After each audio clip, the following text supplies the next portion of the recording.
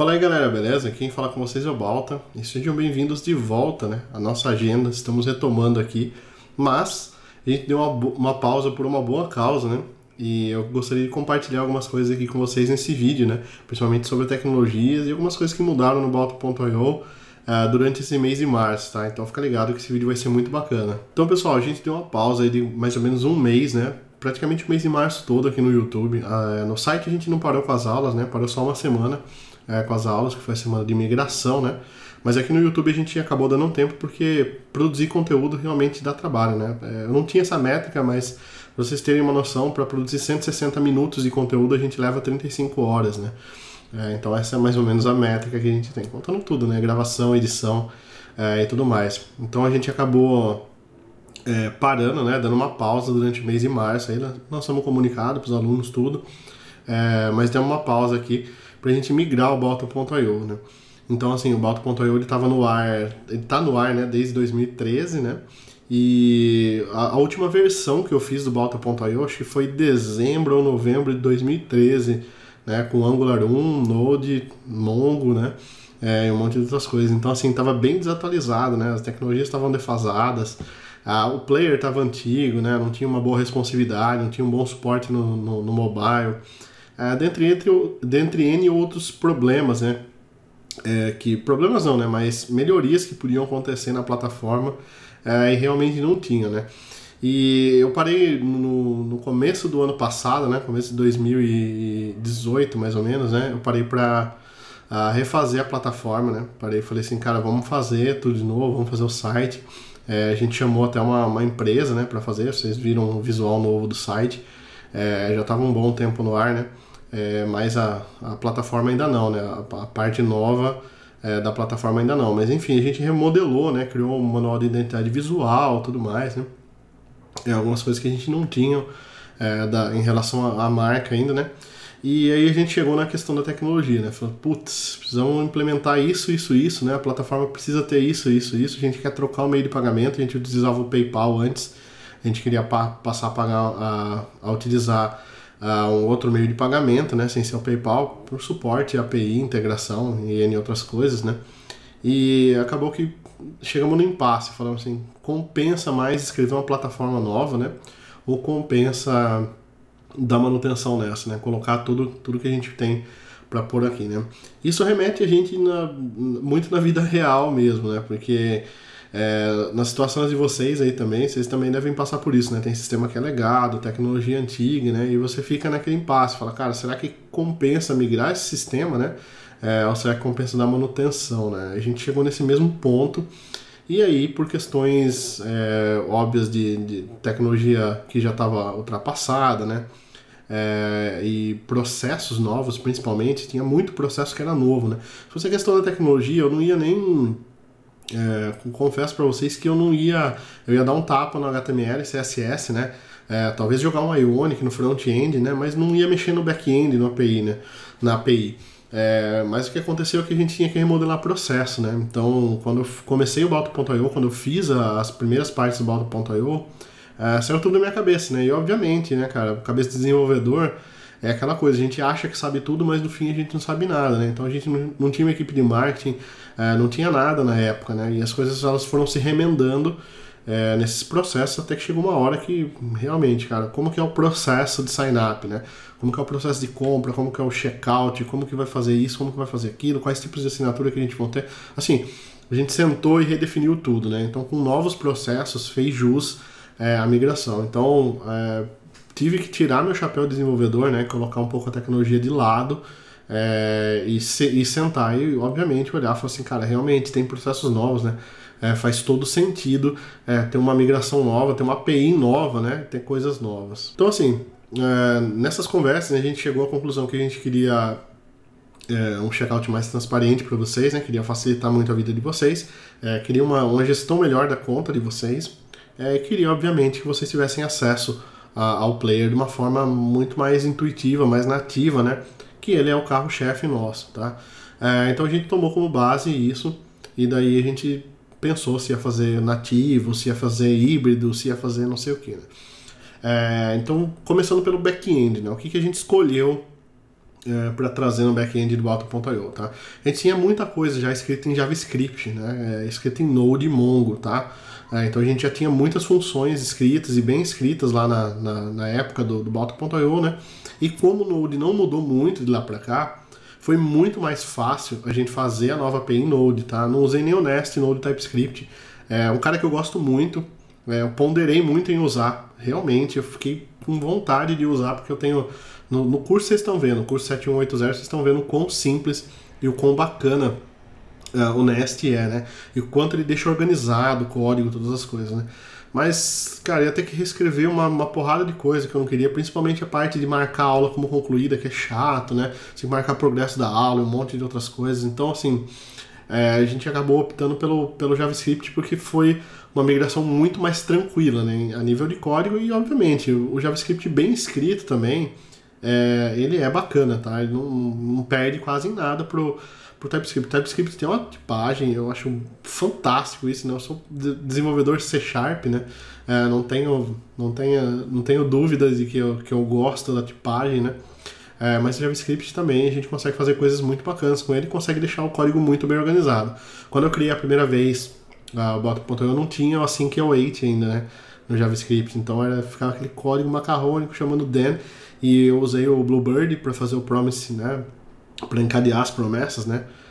O Promisify lá da vida. Mas estava funcionando, estava ok, estava separadinho em funções, tudo mais, né? Então, agora que eu mudei mais foi a questão do async e await, né? Trouxe o async e await para cá. Organizei o código de uma forma diferente também, porque eu já tinha o conhecimento de um todo do sistema, né? Quando eu comecei a fazer a primeira API, eu não sabia qual o tamanho daquela API, né? Então, na época, depois, a gente criou a API, depois, vai ter promoção de Black Friday. Como que a gente faz isso? Faz dessa forma, coloca isso aqui, né? Vai ter voucher, vai ter não sei o que de desconto, na conta do cara tem isso, não sei, entendeu? Na época a gente não tinha visão. Então, para fazer as coisas, elas tomavam um pouco mais de tempo, porque a gente acabava tendo que desfazer alguma coisa, fazer outra, né? Não foi pensado para ser daquele jeito. Então, obviamente, a gente tinha que mexer em algumas coisas, né? Mas isso deu uma puta de uma bagagem pra gente criar uma API nova, né, reformulada, né? A API foi criada do zero, uma versão mais nova do Node, como eu comentei, suportando async e await, então separado em funções, com repositório pattern, tudo certinho. Então, assim, não é porque que é JavaScript que tá toda a lógica no controller, tudo segmentado, não. A gente conseguiu fazer um bom trabalho aí, ficou muito bacana, né? Ficou bem separadinho e já pronta para tudo que a gente precisava, né? Precisa até o momento. Uma das coisas que eu não gosto de fazer é ficar no e se, né? E se futuramente, cara, se futuramente tiver tal coisa, a gente vai implementar isso, tá? Agora, a API nasce para atender o agora, né? Então agora o que a gente precisava era daquilo, a API nasceu para atender aquilo, ponto, acabou, cara. A gente vai precisar de mais coisas, tenho certeza, o negócio muda toda hora, a gente vai precisar de mais coisas na API, mas aí o código estando bem estruturado, é fácil de colocar coisas novas, né? Então a gente tem que deixar um pouco o código, obviamente, preparado para o futuro, mas também, cara, não pode ficar colocando asa em carro, né? Porque se o cara quiser voar, ele vai poder voar. Não, isso não existe, entendeu? O que é para fazer? É para andar no chão, né? Um terrestre?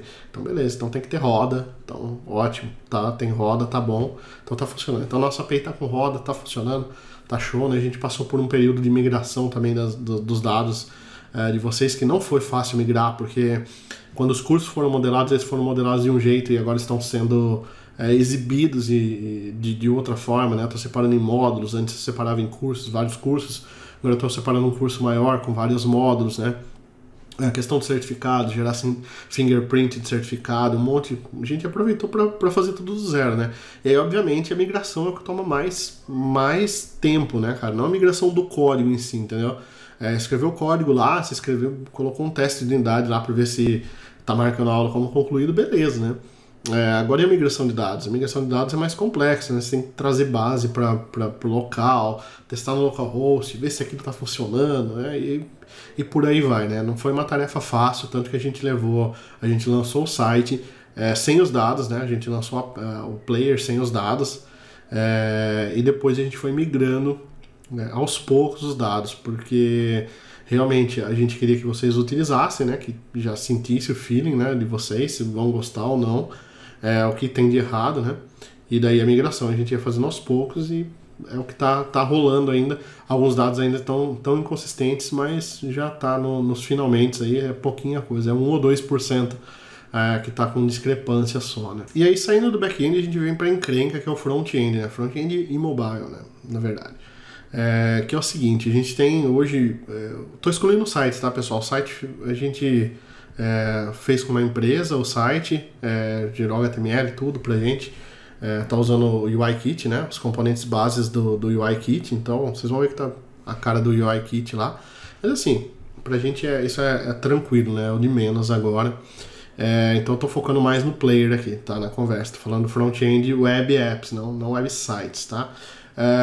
Na frente, né? No player que a gente teve aqui, que foi a migração recente que a gente teve, né? Que foi fevereiro, né? Fevereiro, março ali, da migração do player. O que acontece? Player é a ferramenta que vocês mais usam dentro do Balto.io hoje, né? Então o player, ele toca os vídeos lá, seus, tem os anexos para certificado, etc e tal, né? E quando a gente construiu o player, a gente acabou fazendo tudo dentro dele, né? Então o player ele ficou uma bolha gigante, né? Ele ficou um front-end único, grandão lá, e tinha seu perfil, tinha tudo lá dentro dele, né? Isso causava uma azia muito grande pra gente, porque principalmente na época a gente não falava muito de carregamento assíncrono, né? Não falava tinha AMD no Angular, né? Asynchronous Model Definition, mas não era uma coisa que vinha nativa do framework, né? Então ele carregava a aplicação quase que toda, né? Tinha um monte de JavaScript, coisas muito pesadas ali, né? E a gente tinha a decisão de tomar, a gente que tomar a decisão, né? De como fazer esse front-end aí. A primeira coisa que a gente pesou, né? Que a gente olhou assim e falou assim, cara, a gente vai criar isso aqui web ou nativo, né? A gente sabe que hoje eu consigo utilizar o Electron para empacotar, né, uma aplicação web e colocar ela nativo. Eu consigo usar o Flutter para criar uma aplicação nativa realmente, né, desktop, além das aplicações, dos aplicativos móveis, né. Então, assim, basicamente com um código só eu consigo fazer toda essa jogada, né.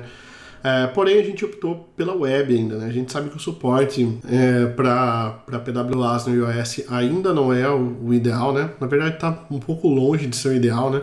Mas assim, o cara consegue navegar, fazer tudo no player ali, né? Se ele tiver no Android, ele consegue ter uma experiência fantástica, né? Ele consegue...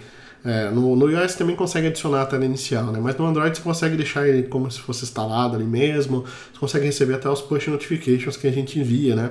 Ele tem controle de atualização, tudo mais, então chega uma versão nova, já fica vermelhinho lá no topo, você já sabe que tem uma versão nova do player, e entre outras coisas, né? Então assim, ficou um app bem completo mesmo. Difícil, recebemos vários feedbacks assim dos caras olhando, né? Eu soltei os primeiros vídeos ali do player, de como ia ficar. O pessoal falando assim, cara, onde que eu baixo, né, o app, né? Daí você fala, não precisa baixar, né? É um app web, né?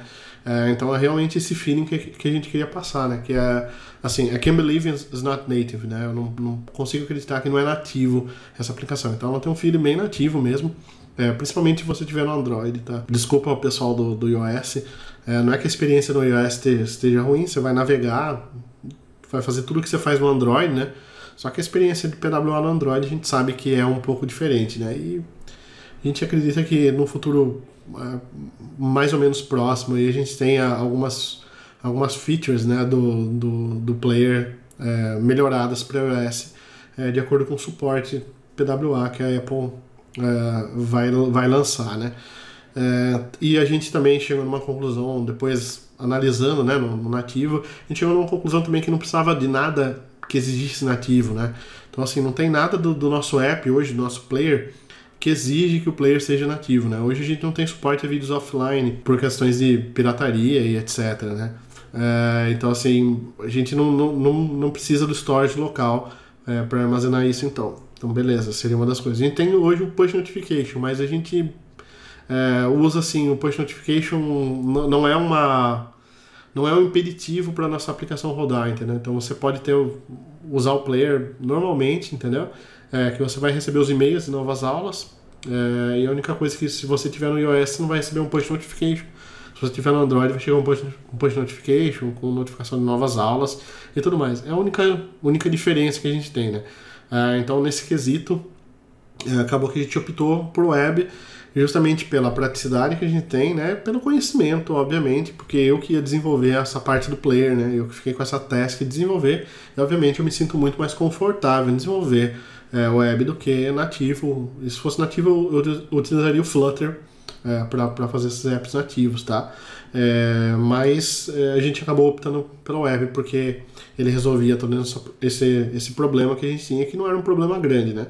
O app nosso, cá entre nós, é pouca coisa, né? Listagem de curso, listagem de conteúdo lá, né? Os artigos, as lives, as coisas, e a visualização, basicamente isso. Mas aí, assim, esse era o primeiro passo, né? O segundo passo era assim, vai ter tudo no mesmo app e a gente vai segmentar em apps, né?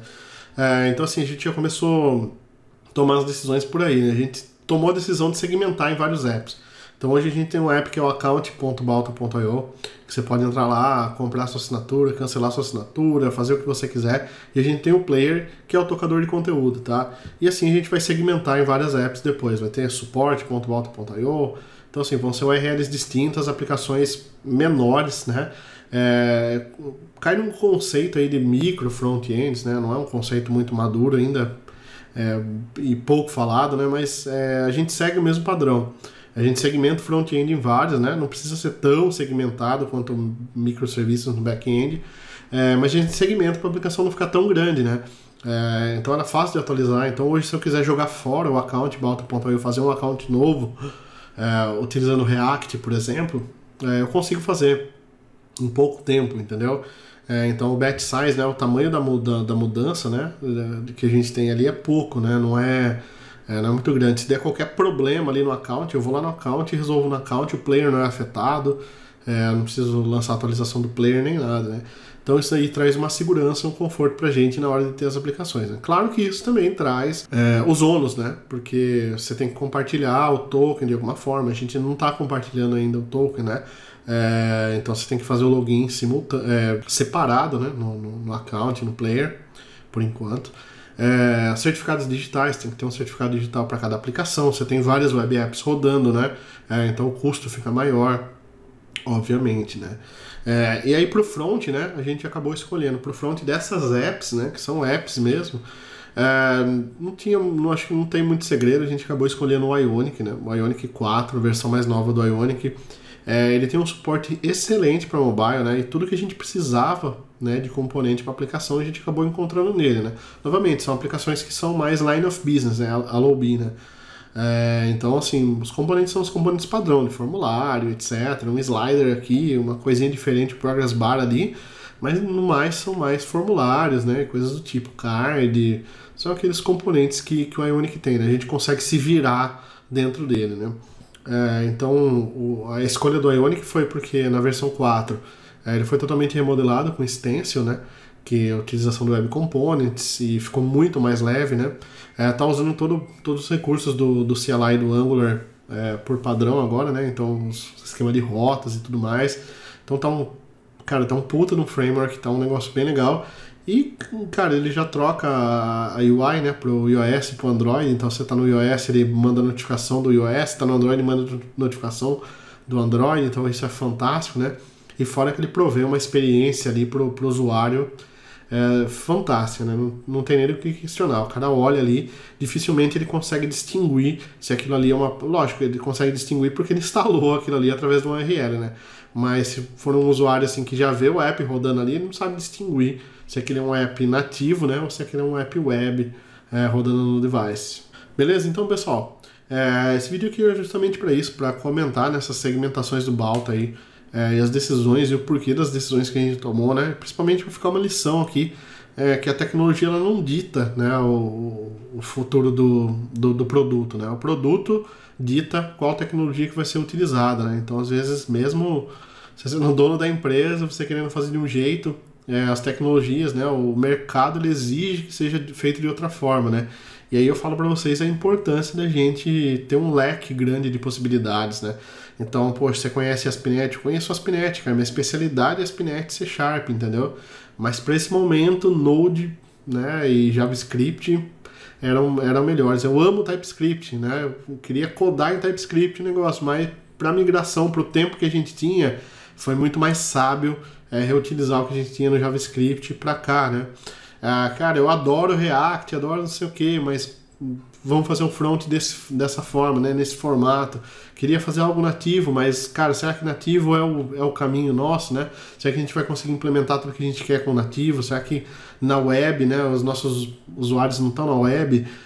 Então são essas coisas, né? São esses pontos assim que a gente acaba deixando passar às vezes, né? A gente domina muita coisa e a gente tem aquela ânsia, né, de aplicar as coisas. Então fala assim, cara, queria fazer isso em Flutter, porque Flutter é muito legal e vai sair nativo e tudo mais. Mas beleza, cara, 80% dos nossos alunos acessam a nossa plataforma pelo um browser do PC, entendeu? Vou fazer com que todo mundo tenha que instalar um aplicativo no desktop, né? Às vezes o cara está no desktop da empresa, ele não pode instalar o aplicativo lá, entendeu? Então assim, tem um monte de coisa que o negócio barra, né? Então você tem que atingir, né? Lembra que tecnologia é um meio para a gente atingir um objetivo de negócio, né? E não o contrário, né? Então, tem uma tecnologia tal, o que eu vou fazer com ela? Não, é o contrário, né? Eu tenho um problema tal e qual tecnologia resolve, né? Então aquilo que eu falo para vocês, se especializem em uma coisa, obviamente, né? Minha especialidade é web, é Angular, é Ionic, e é ASP.NET, mas você tem que saber se virar com outras coisas também, Node com TypeScript, Mongo, Flutter, entre outras coisas, né? Então, é isso aí, galera. Espero que eu tenha conseguido compartilhar com vocês aí um pouco dessa experiência que a gente teve em um mês de projeto de migração. Maior correria da minha carreira, mas tá aí o resultado, ficou muito bom, ficou muito bacana. Espero que vocês tenham gostado. Valeu!